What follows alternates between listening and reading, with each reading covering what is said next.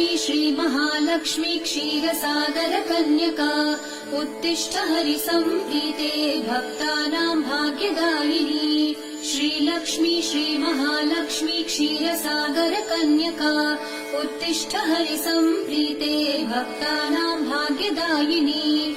उत्तिष्ठोत्तिष्ठ श्रीलक्ष्मी विष्णुवक्षस्थलालये उत्तिष्ठ करुणापूर्णे लोकानां शुभदायिनी। उत्तिष्ठोत्तिष्ठ श्रीलक्ष्मी विष्णुवक्षस्थलालये उत्तिष्ठ करुणापूर्णे लोकानां शुभदायिनी।